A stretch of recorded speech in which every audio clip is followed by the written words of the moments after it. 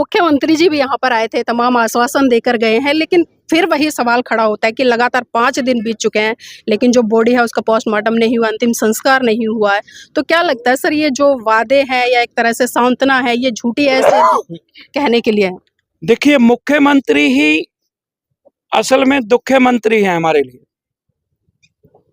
ये दुख तो उनके ही पैदा किए हुए, उन्हीं की पार्टी की सरकार के पैदा किए हुए। क्यों अभी तक एफआईआर में नाम नहीं है? क्यों उनकी गिरफ्तारी नहीं है? क्यों परिवार की इजाजत के बिना डेड बॉडी को वहां से मूव कर लिया गया? एनबी न्यूज 24/7 नीलम बोध के साथ। आजादी के 77 साल बाद देख रहे हैं हम कि भारत देश में लगातार जाति के आधार पर इतने अत्याचार शोषण हो रहे हैं, वो किसी से छुपे नहीं है।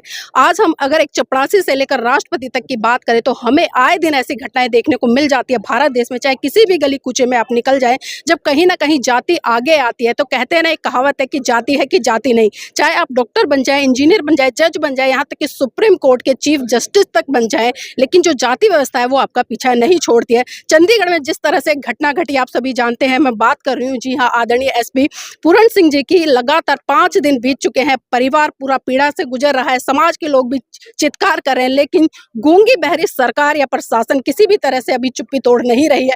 जो काम होना चाहिए था, अगर यही घटना किसी और के साथ में होती तो मैं गारंटी से कहती हूँ अब तक पूरा का पूरा हरियाणा और पंजाब जाम हो गया होता। लेकिन विडंबना है, बार बार एक बात आती है कि 77 साल के बाद भी जाति मुंह खोले खड़ी। ऐसी कड़ी में मेरे साथ में बसपा पार्टी से प्रदेश अध्यक्ष आदरणीय करीमपुरी जी हैं, उन्हीं से जुड़ने का प्रयास करना चाहूंगी और जानना चाहूंगी जो पूरा घटनाक्रम है उसको किस तरह से देखते हैं और क्या क्या कार्रवाई अब तक हुई है। सर, आपका स्वागत है एनबी न्यूज में।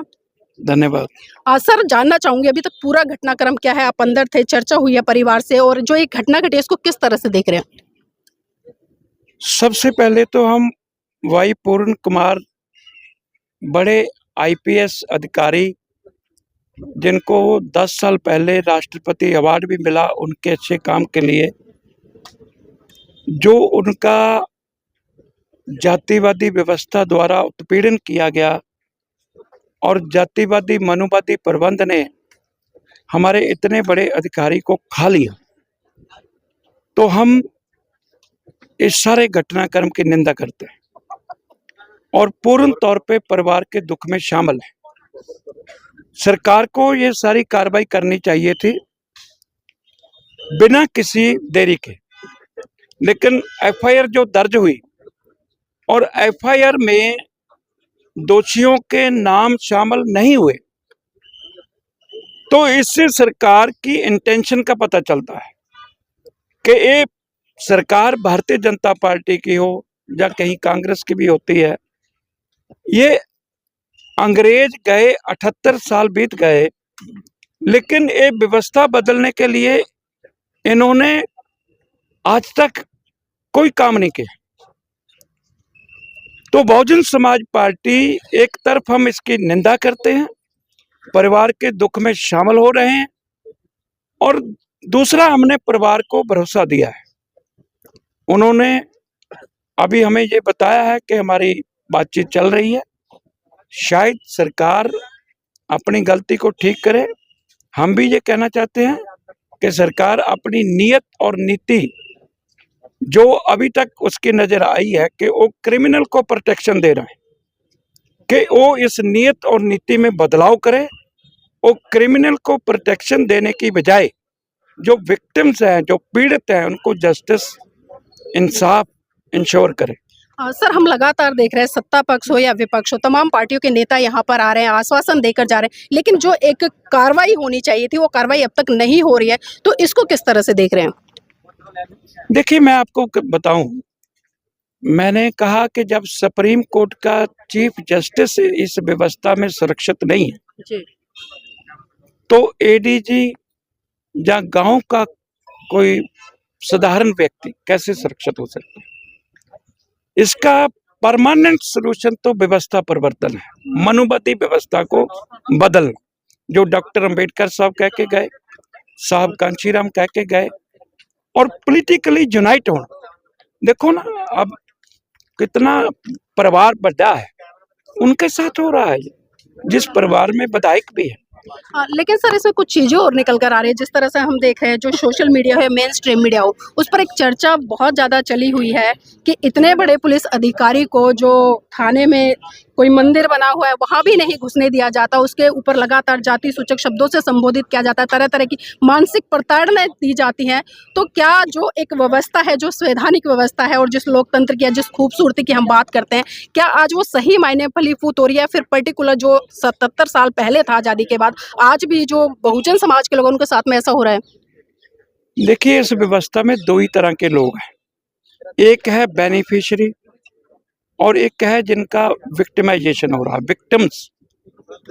बहुजन समाज मनुवादी व्यवस्था में विक्टिम के रोल में है, उनका शोषण हो रहा है। इसलिए जिनका विक्टिमाइजेशन हो रहा है, दिक्कत क्या है यहाँ कि मनुवादी व्यवस्था जिनका विक्टिमाइजेशन कर रही है वो उसी व्यवस्था की प्रमोशन में लगे हुए हैं। जी।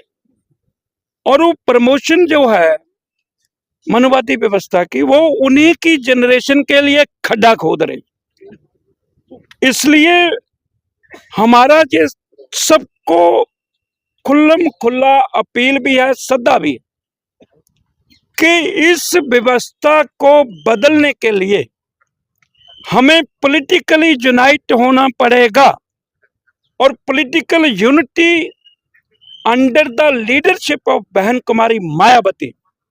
देखो, कांग्रेस में हम विधायक बन जाएं, उनको तो पंजाब की असेंबली में जूता संघाया जा रहा। आम पार्टी से विधायक बनोगे तो पंजाब की असेंबली में उनको गाली दी जा रही है।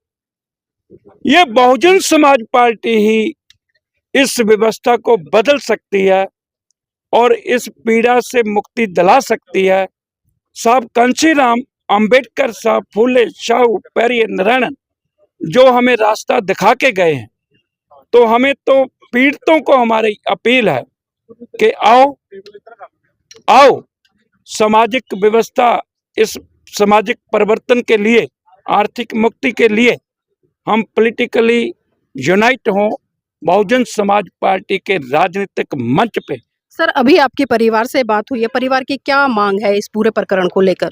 परिवार की मांग है जो दोषी हैं उनके नाम एफआईआर में, जो भारतीय जनता पार्टी की सरकार जब वोट आते हैं तो दलितों के पैर धो के प्राइम मिनिस्टर साहब उनके वोट मांगते हैं, लेकिन जब उनकी हत्या होती है, व्यवस्था उनकी हत्या करती है, तो फिर एक मुकदमा दर्ज करने के लिए भी तैयार नहीं होते। इसलिए पैर दलवाने वालों को भी मैं सद्दा देना चाहता हूं कि अपने पैरों के ऊपर खड़े हो जाओ। और परिवार ने जो चाहा है कि दोषियों के नाम एफआईआर में शामिल किए जाएं और दोषियों को गिरफ्तार करके जहां उनकी जगह है वहां पहुंचाया जाए। मुख्यमंत्री जी भी यहाँ पर आए थे, तमाम आश्वासन देकर गए हैं, लेकिन फिर वही सवाल खड़ा होता है कि लगातार 5 दिन बीत चुके हैं लेकिन जो बॉडी है उसका पोस्टमार्टम नहीं हुआ, अंतिम संस्कार नहीं हुआ है। तो क्या लगता है सर, ये जो वादे हैं या एक तरह से सांत्वना है, ये झूठी है ऐसे कहने के लिए? देखिए, मुख्यमंत्री ही असल में दुख्यमंत्री हैं हमारे लिए। ये दुख तो उनके ही पैदा किए हुए, उन्हीं की पार्टी की सरकार के पैदा किए हुए। क्यों अभी तक एफआईआर में नाम नहीं है? क्यों उनकी गिरफ्तारी नहीं है? क्यों परिवार की इजाजत के बिना डेड बॉडी को वहां से मूव कर लिया गया है? तो ये सब जो सरकार के स्टेप हैं, ये स्पष्ट स्नेहा है कि सरकार के अंदर इंसाफ के प्रति ईमानदारी नहीं, दलितों पछड़ों के प्रति ईमानदारी नहीं, चाहे कितने भी बड़े अधिकारी हों।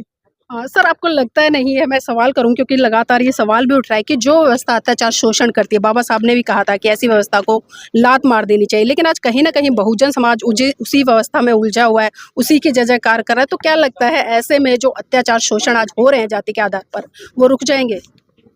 देखिए, फिर मैं कहता हूं कि गुरु गोविंद सिंह ने भी कहा कि कोऊ किसी को राज न दे है, जो ले है निज बल से ले है। और डॉक्टर अंबेडकर ने भी कहा कि पॉलिटिकल पावर, राजशक्ति ही सब समस्या का हल है। और कांशीराम साहब ने भी कहा कि शासक जमात का चरित्र निर्माण करो, और बहन जी भी यही कह रही, सत्ता के बिना समाधान नहीं होगा। सत्ता के बिना अगर हम मनोवादियों की सत्ता का समर्थन करेंगे तो हमारा कोई समाधान नहीं हो। इसलिए बहुजन समाज पार्टी जो पूरे जोर से लगी है, 9 अक्टूबर को लाखों की संख्या में साहब कांशीराम को श्रद्धांजलि दी है और संकल्प लिया है व्यवस्था परिवर्तन का। इस मामले में बहुजन समाज पार्टी क्या प्रकरण ले रही है, क्या संज्ञान ले रही है? कोई बड़ा आंदोलन होगा, किसी तरह की डिमांड होगी, या फिर से वही चीज है कि कुछ दिन हल्ला गुल्ला मचेगा फिर शांत बैठ जाएंगे? देखिए, बहुजन समाज पार्टी कभी शांत नहीं बैठती। बहुजन समाज पार्टी का आंदोलन इस प्रबंध को बदलने के लिए, मनुष्य अधिकारों की रक्षा करने वाला प्रबंध देने के लिए बीएसपी निरंतर यत्नशील है। और हमने परिवार को ये कह दिया कि बहुजन समाज पार्टी की शक्ति समाज की शक्ति है, हमारे अधिकारियों की शक्ति है, हमारे खेत खलिहान में काम करने वाले मजदूर की शक्ति है। तो जहां आपको जरूरत पाए हम व्यवस्था से टकराने के लिए तैयार हैं। हमने परिवार को एश्योरेंस दिया।